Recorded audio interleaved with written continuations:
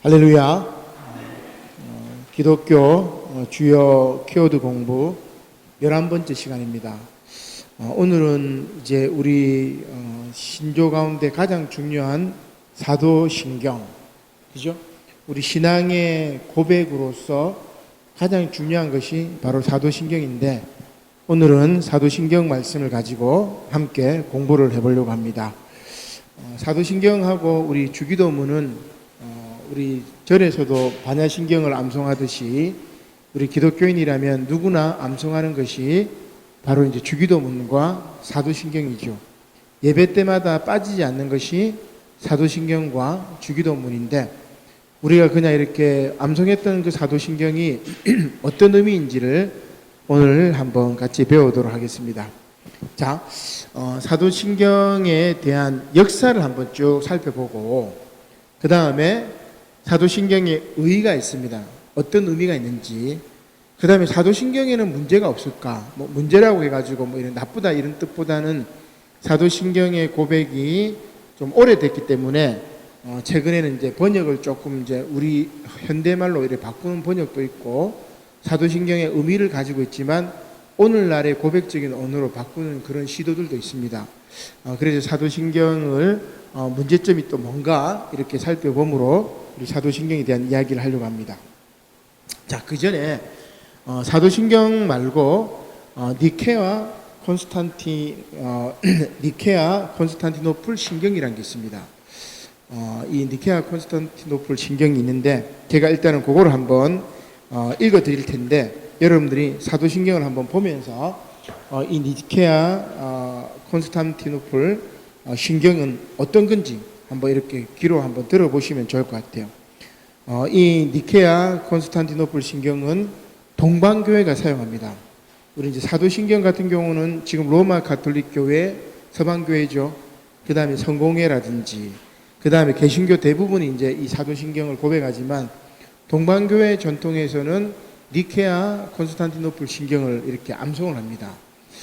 우리 부산에도 있는 이 동방정교회가 하나 있는데, 거기도 보면은 사도신경 대신에 니케아 콘스탄티노플 신경을 이렇게 고백해요.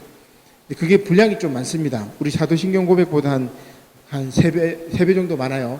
그래서 여러분 사도신경을 보면서 제가 니케아 콘스탄티노플 신경을 한번 읽어볼게요. 전능하신 아버지시여, 천지와 보이는 것과 보이지 않는 모든 만물의 창조주이신 한 분 하나님을 내가 믿사오며, 만세 전에 아버지로부터 나신 하나님의 아들 한 분 우리 주 예수 그리스도를 믿사오니, 이는 하나님으로부터 나신 하나님이시며 빛으로부터 나신 빛이시며 참 하나님으로부터 나신 참 하나님이시니, 지으심을 받지 않고 나시었으며 아버지와 동일 본질이시며 그로 말미암아 모든 것이 지은 바 되었나이다. 우리 인간과 우리의 구원을 위하여 하늘로부터 내려오셔서 성령으로 말미암아 동정녀 마리아에게서 육신이 되사 사람이 되시었고, 본디오 빌라도 아래서 우리를 위해 십자가에 못 박히시어 고난을 받으셨고, 장사 지낸 바 되었다가 성경에 기록된 대로 사흘 만에 다시 살아나시며, 하늘에 오르사 아버지 하나님 우편에 앉아 계시다가 영광 중에 다시 오사 산자와 죽은 자를 심판하시며 그분의 나라는 영원할 것을 믿사옵나이다. 주님이시며 생명을 주시는 분이신 성령을 믿사오니, 이는 아버지와 아들에게서 나오셨으니 아버지와 아들과 더불어 경배와 영광을 받으시며 선지자들을 통하여 말씀하셨나이다.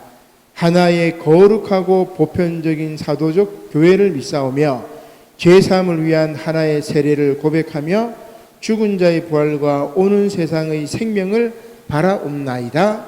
아멘. 우리 이제 예배 전에 사도신경 고백하지 말고 이 니케아 콘스탄티노플 신경 고백하고 외우고 하면은 좀 길죠. 3배나 길기 때문에 어렵겠죠. 근데 내용을 쭉 읽어보면은 사도신경보다는 더 자세하게, 아주 교리적으로도 자세하게 설명이 되어 있어가지고 외울지는 않았더라도 니케아 콘스탄티노플 신경을 이렇게 보는 게 중요하다는 그런 생각을 또 해보게 됩니다. 자, 그러면 이제 사도신경에 대한 이야기를 할 텐데, 역사적으로 이제 사도신경이 성경에 있는 건 아니에요, 그죠? 성경에 여러분 주기도문은 예수님이 우리에게 기도를 가르쳐 주실 때 너희는 이렇게 기도하라 하면서 주기도문 나와 있지만 사도신경을 이렇게 신조를 고백해라고 성경에는 나와 있지 않습니다. 그러나 성경 전체의 내용을 성부, 성자, 성령, 교회 이렇게 해가지고 우리의 이제 교리적인 신앙 고백으로 만든 것이 사도신경입니다. 그러니까 인간이 만든 거죠. 그럼 인간이 만들었기 때문에 그 만들었던 역사가 있고 첨가가 되었던 역사가 있습니다. 이제 그 역사를 이제 쭉 살펴보면 이제 이렇게 적어놨는데 뭐 글자가 조금 작아서 안 보이더라도 여러분 한번 들어보시면 이렇게 될 거예요. 자, 제일 처음에는 이제 전설로 알려지기는 12사도가 예수님의 12사도가 70년경 예루살렘 성전이 파괴될 당시에 그 예루살렘 성전이 파괴되고 함락되기 전에 다 모여가지고 하나님은 어떤 분인가? 베드로부터 고백을 해보시오. 그럼 베드로는 주는 그리스도시요 살아계신 하나님의 아들입니다. 그러면 야고보 너는 고백해보시오. 뭐 어떻게 고백하고 요한 너 고백해보시오. 어떻게 그렇게 해가지고 12사도가 다 고백해서 핵심을 묶은 것이 사도신경이다. 이런 전설이 있습니다. 왜 전설이냐면은 예루살렘이 함락되기 전에 예루살렘에 12사도가 다 있었던 거 아니에요. 그죠? 다 베드로는 로마로 도망갔고 다 이렇게 흩어졌단 말이에요. 그래서 야고보 사도만 아마 그 예루살렘에 있지 않았을까 그런 생각이 드는데 다 흩어졌기 때문에 사도들이 모여가지고 고백했던 것은 아니고 왜 사도신조라고 했냐면은 사도의 권위를 부여하기 위해서 사도신조다. 이렇게 사도신경이다. 신조나 신경이나 그래도 나는 믿습니다. 같은 내용이에요. 자, 그렇게 해서 사도신경이 이제 만들어졌다는 그런 전설이 있고 또 하나는 어떤 내용이냐면 고대 로마의 신조가 있었습니다. 로마 교회의 어떤 신조가 있었겠죠. 그때가 언제냐면은 100년경부터 한 3세기 초에 여기에도 이제 사도신경하고 비슷한 내용들이 있습니다. 당신은 천지 창조주를 믿습니까? 당신은 유일하신 아들 우리 주 예수 그리스도를 믿습니까? 뭐 이런 신앙 고백적인 신조가 있었어요. 이걸 우리가 원시 신조, 고대 로마 신조라고 이야기를 합니다. 그렇게 이제 사용이 되다가 나중에 오늘날 우리 사도신경의 틀로 이렇게 형성이 됐다가 그 다음에 거기에 또 뭐가 붙냐면은 650년경에 거룩한 교회, 거룩한 공교회라고 우리 번역되어 있지만 원래는 거룩한 가톨릭 교회, 보편적 교회란 말이에요. 가톨릭이란 말이 보편적이란 말이니까 거룩한 공교회라고 우리는 번역했지만 원래는 거룩한 가톨릭 교회, 거룩한 공회, 요 말이 첨부가 돼요.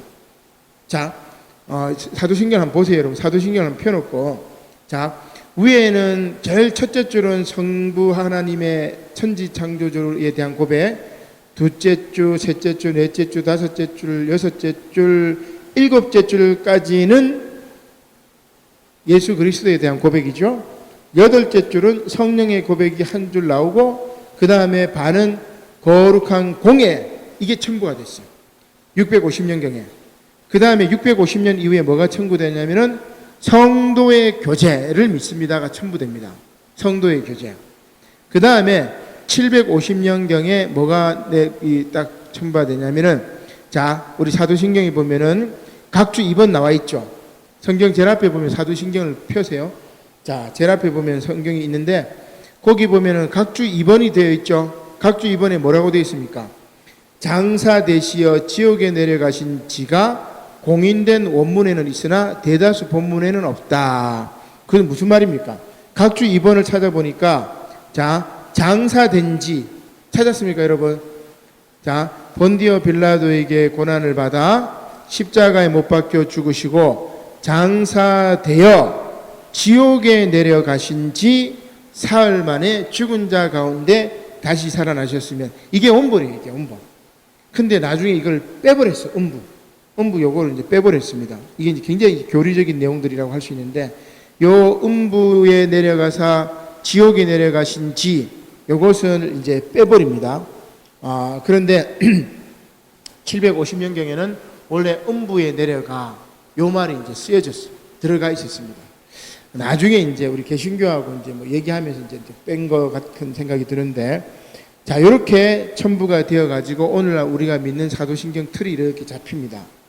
자, 그 다음에 프랑크 왕국인데 여러분 유럽의 역사에 보면은 이제 프랑크 왕국이 있고 나중에 신성 로마 제국이 있습니다. 프랑크 왕국은 말 그대로 프랑크 사람들이 세운 유럽 지역의 왕국인데 한 486년경부터 세워가지고 거의 한 9세기경까지 유럽을 다스렸던 거대한 제국입니다. 이 프랑크 왕국이 나중에 무너진 다음에 프랑크 왕국이 세 나라로 바뀌는데 그게 뭐냐면 우리 이름도 프랑크니까 프랑스가 거기서 나오고 그 다음에 독일, 그 다음에 이탈리아가 이 프랑크 왕국에서 나와요. 자, 이 프랑크 왕국에 유명한 왕이 있는데 누구냐면은 바로 프랑크 왕국의 칼 대제. 이 칼 대제가 뭡니까? 유럽 쪽이 이제 게르만 지역이잖아요. 독일, 프랑스 이쪽이 게르만 지역이니까 여기 이 게르만 지역에 프랑크 왕국의 영향을 미치는 모든 교회는 주기도문 하고 사도신경을 고백해라. 프랑크 왕국에 있는 교회들은 주기도문하고 사도신경을 암송해라. 지금 우리가 사도신경하고 주기도문 암송하는 건 누구 때문에? 프랑크 왕국의 칼 대제 때문에. 이해가 되죠? 칼 대제가 프랑크 왕국에 있는 모든 그리스도인들은 기독교인들은 주기도문하고 사도신경 암송해야 돼. 왕이 명령을 해가지고 우리 이제 막 암송합니다.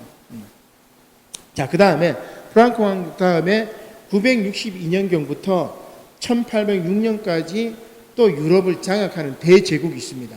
그걸 우리가 뭐라고 하냐면 고대 로마 제국하고 로마 제국의 후예다 해서 신성 로마 제국.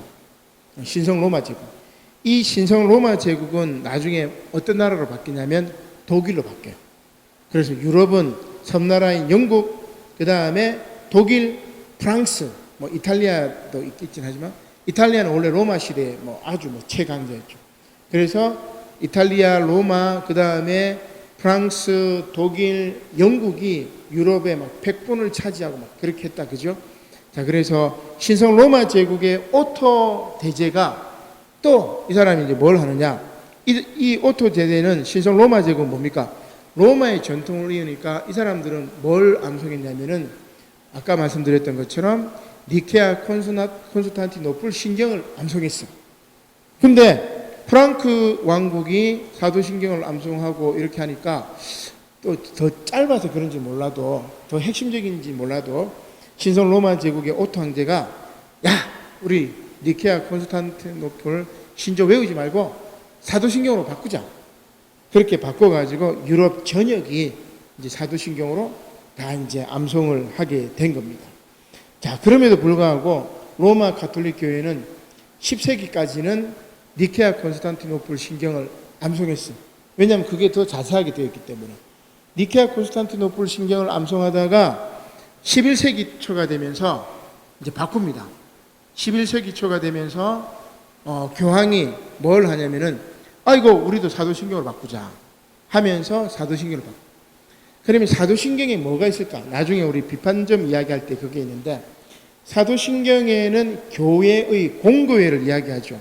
거룩한 공교회, 그 다음에 성도의 교제 쫙 얘기를 하니까 뭐예요? 굉장히 사도신경을 통해서 조직화되었다는 걸 알 수 있겠죠. 공교회를 믿는다 얘기를 하니까 교회의 권위, 그 다음에 그 교회에 있는 교황, 그 다음에 사제, 여기에 권위를 부여한 겁니다. 그래서 사도신경을 고백하면서 교황과 교회의 권위, 주교, 이 권위를 이제 일반 평신도들이 믿는다는 그런 고백이 딱 들어가기 때문에 고교황이 생각하기를 야, 콘스탄티노플 신조, 니케아 콘스탄티노플 신조보다는 사도신경을 암송하면 교황의 권위나 교회의 권위가 좀 서지 않을까. 그래서 로마 가톨릭도 사도신경으로 고백하자 하면서 11세기경에 로마 가톨릭 교회도 사도신경으로 이렇게 고백을 하는 걸로 바꿔버립니다. 개신교는 어떻게 했느냐? 개신교는 우리 이제 종교개혁이 이제 16세기에 났잖아요. 그죠? 그러면 이제 계속해서 이제 사도신경 고백을 했었고, 개신교가 이제 16세기에 딱 등장하면서 개신교회는 여러분 어땠을까요? 처음에 개신교회는 두 개 다 고백했어요. 니케아 콘스탄티노플 신경도 고백하고 사도신경도 고백하고.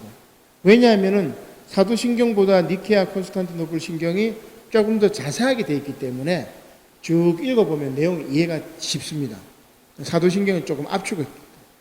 그러다가 나중에 어떻게 하냐, 번갈아 사용하다가 최종적으로는 사도신경을 이렇게 이제 암송하게 됩니다. 저도 이제 전에 한번 생각을 하기를, 우리가 이제 사도신경을 암송하지 말고 니케아 콘스탄티노플 신경을 암송하는 게 어떨까, 이런 생각을 이제 많이 해봤는데 좀 길고 또 여러분들이 이제 이게 또 어색하다고 생각해요. 근데 그게 어색한 게 아니에요. 우리 옛날에 다 이렇게 고백을 해왔기 때문에. 자, 아무튼 그렇게 사도신경을 개신교도 고백을 했고, 그 다음에 그러면 우리 한반도에는, 한국 땅에는 언제 전례가 되었느냐? 18세기에 가톨릭 신부들이 교리서를 갖고 오실 때 사도신경을 이제 소개를 했죠. 그 다음에 이제 19세기에 개신교 선교사들이 이제 와서 사도신경을 이렇게 소개를 하고, 그 다음에 이제 1908년에 장로교하고 감리교 연합 공의회에서 뭐를 만드냐면은 통일 찬송가를 만듭니다. 통일 찬송가. 거기에 이제 찬송가 앞부분에 이렇게 사도신조, 옛날에는 사도신조라고 그랬다, 그죠? 이 사도신조를 딱 써놓고 주기도문을 써놓고 이렇게 되어 있습니다. 그러면서 나중에 장사되시어 지옥에 내려가신 지, 이걸 개신교에서는 이거 연옥을 믿는다 해가지고 아마 개신교에서는 이걸 뺀 것 같아요. 자, 이렇게 이제 구성이 되어 있는 게 사도신경의 역사입니다. 나중에 여러분들이 다시 이제 우리 교회 홈페이지에 있는 이 내용들을 다시 이렇게 한번 보면서 이렇게 복습을 하면 좋을 것 같아요. 자, 그러면 사도신경의 이제 의의는 뭐냐? 자, 첫 번째, 교회의 제도화입니다. 교회의 제도화. 초대교회에는 다양한 신앙 고백이 있었습니다. 굉장히 다양했어요. 북아프리카도 여러분 기독교의 중심지입니다. 알렉산드리아. 우리 지금 뭐 아프리카 가서 막 전도한다고 얘기를 하는데, 원래 아프리카는 기독교 국가였어요. 그죠? 초창기 초대교회 뭐 아프리카 알렉산드리아 지역이 막 다 기독교 국가였으니까, 기독교 도시였으니까, 나중에는 좀 달라졌지만, 그래서 초대교회는 아프리카에서도 신앙 고백이 있었고, 지금 시리아, 팔레스틴 그 위쪽에 있는 시리아에도 기독교인도 있었고, 터키 지역, 소아시아에도 또 교회가 있었고, 로마 지역에도 교회가 있었고, 초대교회는 다양한 신앙 고백이 있었습니다. 그런데 교회가 기독교가 로마의 국교화가 되는 순간 뭐가 필요하죠? 통일된 단일한 질서와 신앙이 필요합니다. 그걸 위해서 뭐가 필요하냐면은 표준 신앙 기준을 확립을 해야 되는데, 그게 뭐냐면 바로 신조입니다. 그리고 이렇게 신조를 확립한 이후에 또 뭘 하냐면은 신약 성경도 다 이렇게 편성해요. 처음에는 도마 복음서도 있었고, 베드로 복음서도 있었고, 하다못해 유다 복음서, 가론 유다 복음서도 있었어요. 마태 복음서만 있는 게 아니고, 마가, 누가, 요한 복음서만 있는 게, 사복음서만 있는 게 아니고, 복음서 굉장히 많았어요. 근데 다양한 복음서가 있는데, 뭔가 확립해야 되겠구나. 표준 신앙 기준을 확립해야 되겠구나. 그래서 신조를 만듭니다. 니케아 콘스탄티노플 신조를 만들고, 사도 신조를 만들고, 그 다음에 뭐냐면은 397년경에 신약 성경 정경화. 그래서 신약 성경에 27권을 딱 못을 박아요. 이게 우리 교회의 신앙이다. 여기에 빠지는 거, 여기에 들어오지 않는 거, 베드로 복음이나 도마 복음이나 유다 복음, 이런 것들은 다 빼버리는 거죠. 그래서 이제 아주 뭐가 되냐면은 제도화가 되기 때문에 그렇다. 신경도 마찬가지, 신약 성경도 마찬가지. 자, 이렇게 제도화를 하면서 아까 제가 말씀드린 것처럼 거룩한 공교회라는 이 문구를 통해 가지고 뭘 이야기하는 거죠? 이제 사도 혹은 또 뭡니까? 교황, 베드로로부터 천국의 열쇠를 이어받은 교황은 남자입니까? 여자입니까? 다 남자입니다. 그죠? 다 남자. 초창기에 여성 제자들이 굉장히 많이 있었습니다. 지금도 마찬가지. 우리 지난주에 여신도회 주일을 지냈지만 교회를 세우고 교회를 지키고 교회를 유지하는 게 여신도들인데, 초대교회에도 막 여신도들이 뜨거웠습니다. 막 너무 뜨거운 거예요. 뜨겁고 막 다 하는데 베드로를 위시한 남성 제자들이 어떻게 하죠? 가부장적이고 수직적인 교회 직제를 딱 확립해버려요. 베드로 사후 이후에 이제 교황을 딱 위시로. 그래서 거기에는 여성 제자들은 다 배제가 됩니다. 가지치기를 다 해버리죠. 그러면서 남성 가부장적인 수직적 교회 직제를 확립할 때 사도신경의 이 거룩한 공교회와 성도의 교제 쫙 얘기하면서 뭡니까? 사도신경을 고백하면서 우리는 교황이라든지 교회의 권위라든지 이걸 인정하게 되는 거죠. 자, 그게 뭐 나쁘다는 의미는 아니고 그런 식으로 권위는 필요합니다. 권위주의는 필요하지 않지만 자, 이렇게 가부장적 수직적 교회 직제를 확립하고 그 다음에 또 뭘 했냐면 이 사도신경과 그 다음에 신약 정경 27권에 들어오지 않는 다른 복음을 이야기하는 사람들, 다른 이야기를 하는 사람들을 이단으로 딱 배제를 시켰고, 그리고 이 교회의 조직을 흔들지 않는 한 다양한 것들을 인정을 해줍니다. 그래서 교회의 체계를 흔들거나 그 다음에 정경 27권의 체제를 흔드는 경우가 있으면은 뭐예요? 이단으로 착착착착 배제를 해버려요. 이게 어떻게 보면 사도신경이 큰 역할을 했다고 볼 수가 있겠죠. 자, 그러면 우리가 이 사도신경의 의의를 이제 그렇게 볼 수 있겠고, 주기도문은 이렇게 체계화되기 전, 교회가 조직화되기 이전에 예수님이 우리에게 가르쳐 주신 아주 정말 하나님 말씀, 성경 말씀에도 나오는, 복음서에도 나오는 그런 기도문이죠. 신앙과 권력의 협력 이전의 기도문이에요. 그러나 사도신경은 국가가 생겼고 그 국가가 기독교를 국교로 인정을 했기 때문에 국가 체제를 닮은 교회의 표준 지침입니다. 자, 여러분 말이 이해가 돼요? 주기도문은 그냥 순수한 신앙적인 어떤 기도문이지만 사도신경은 교회 조직이 딱 생겼고 그 교회 조직은 로마가 국교로 인정해줘 버렸기 때문에 국가 체제를 닮은 교회의 표준 지침이 돼요. 이해가 되시죠? 그래서 이 그 교회의 지도 체제, 위계 체제가 나중에 국가의 위계 체제로 영향을 미치게 됩니다. 이렇게 됩니다. 혹은 국가의 위계 체제가 교회의 조직 체계에 영향을 미치게 되는 거죠. 그래서 우리가 사도신경은 영원불변한 하나님의 말씀은 아니고 우리 인간이 만든 것인데 그 중에 신앙 고백을 위해서 좋은 내용도 있지만 또 한편으로는 교회의 조직에 대한 권위에 대한 순종을 강조하기 위한 면도 있구나. 그죠? 그게 우리가 나쁘다고는 할 수는 없어요. 왜냐하면 우리가 한 공동체의 구성원이 되려면은 그 공동체의 규범을 지켜야 되잖아요. 대한민국 국민이면은 대한민국 헌법을 지켜야 되잖아요. 그죠? 그거하고 마찬가지입니다. 자, 그런 차이를 우리가 한번 볼 수가 있겠고, 또 하나는 사도신경은 핵심은 교리적으로 보면 이겁니다. 영지주의에 반박하기 위한 신앙 고백. 자, 초창기에 초대교회 당시에 여러 가지 많은 내용들이 생겼다 했죠. 여러 가지 많은 교리들이 있었고, 이게 다 이단이 아니었어요, 초창기에는. 그러나 나중에 이제 교권이 확립이 되고, 그 다음에 정경이 형성화되고, 신조가 딱 정리가 된 다음에는 그 틀에 맞지 않는 것은 다 이단으로 정제해버립니다. 거기에 가장 대표적인 초대교 이단이 뭐냐면은 영지주의자들. 자, 영지주의자들은 뭐라고 이야기하냐면은 물질 세계를 부정해요. 물질 세계를 부정하고 영적인 세계만 강조합니다. 그러면 하나님이 천지 만물을 창조하셨다는 이 물질 세계를 거룩한 하나님이 이 더러운 물질 세계를 창조하셨다니 말이 안 돼요. 영지주의자는 그렇게 믿어요. 그리고 영혼 구원만 믿어요. 그래서 사도신경에 딱 고백합니다. 자, 첫 번째 줄 같이 한번 읽어봅시다. 시작. 나는 전능하신 아버지 하나님 천지의 창조주를 믿습니다. 하나님을 믿는데, 전능하신 아버지 하나님인데 어떤 천지의 창조주를 믿는다 했죠. 왜 천지의 창조주를 믿는다고 얘기를 할까?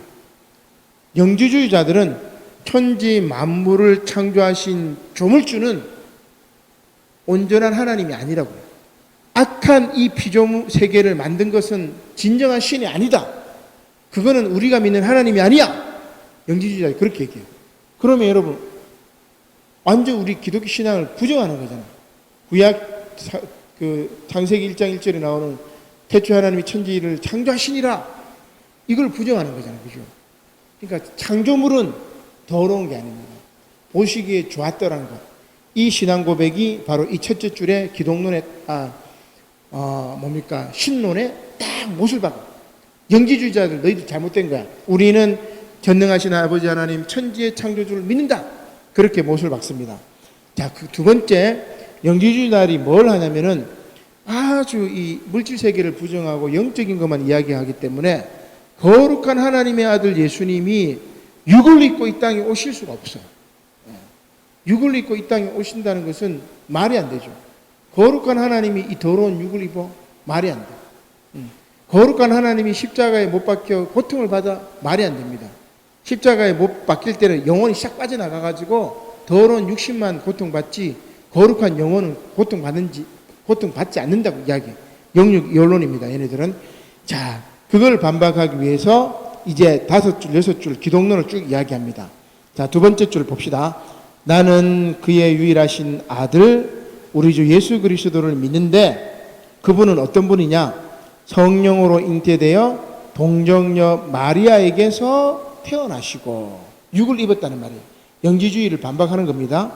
그 다음에 본디오 빌라도에게 고난을 받아 십자가에 못 박혀 죽으시고, 자, 육으로 태어나셨기 때문에 역사적인 실존 인물이었던 본디오 빌라도 총독을 딱 끄집어내 가지고 예수님은 실제로 이 땅에 오신 분이야, 육을 입고 이 땅에 오신 분이야, 그렇게 얘기합니다.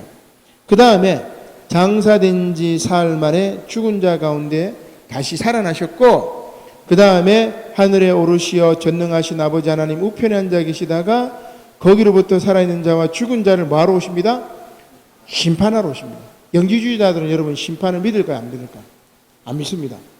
영지주의자들은 모든 사람은 고귀한 영혼을 가졌기 때문에 이 영혼이 하나님과 하나가 되는 순간이 언젠가는 와요. 그래서 심판을 부정합니다. 우리는 하나님께 용서를 받았기 때문에 심판을 받지 않는다. 신과 합의를 한다. 이렇게 영지주의자들 얘기를 하는데 아니다.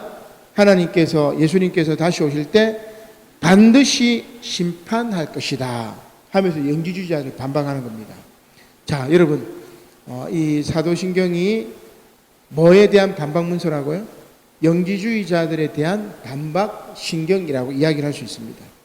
자, 여기까지 이제 우리가 이해를 했는데 그 다음에 삼일체 하나님이니까 성부, 성자, 성령 하나님을 믿으며 이렇게 되어 있죠. 그 다음에 이제 뭐가 나오냐면은 자, 이제 이게 문제점일 수도 있고 그 다음에 교회 조직의 틀을 위해서는 꼭 필요한 것일 수도 있고 어떻게 보면은 뭐 이렇게 얘기도 할 수 있겠다. 그죠? 자, 그 다음에 나오는 겁니다. 거룩한 공교회와 이게 언제 삽입되었다고 했죠? 650년경에 첨부되었죠.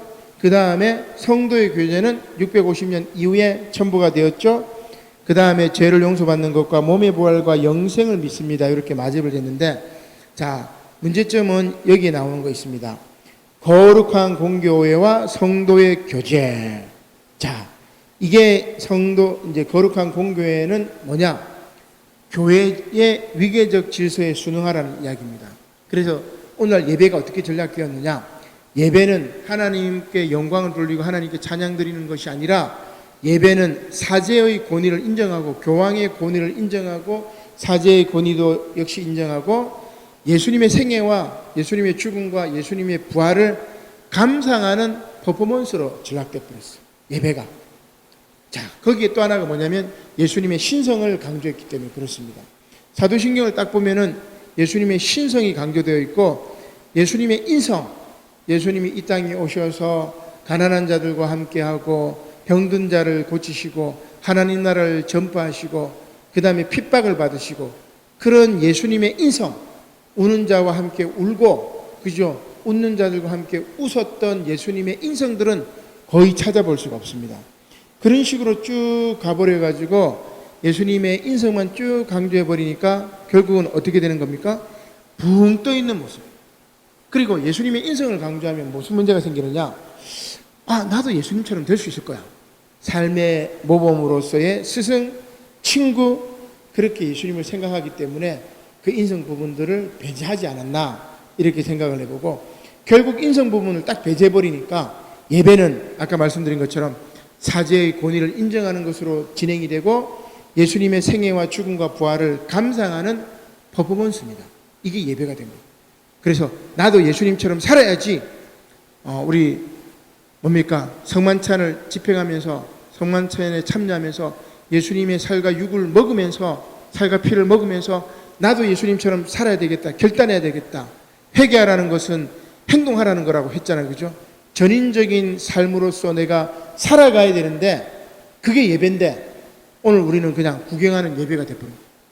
플러스 사도의 권위에 막 순종하죠. 로마 가톨릭 교회 보면 막 장난 아닙니다. 그죠? 권위가 막 쫙, 옷도 막 화려하고 계단도 높고, 그래서 거기에 막 이런 권위의 상징으로 되어버린 게 사도행전이다, 이렇게 이해가 되는 거라고 할 수 있습니다. 그리고 이제 신성 강조는 어디에서 많이 나오냐면 사도 바울에는 여러분 신성 강조가 많이 나오진 않아요. 사도 바울 서신에는. 그 다음에 이제 공간복음, 마태복음, 마가복음, 누가복음에도 예수님의 신성에 대한 것들이 그리 많지는 않습니다. 요한계 문서라고 이야기하는데 우리 요한복음, 요한 1서, 요한 2서, 요한 3서. 그래서 요한 1서, 2서, 3서는 다 영지주의자들하고 도전했던 서신이죠.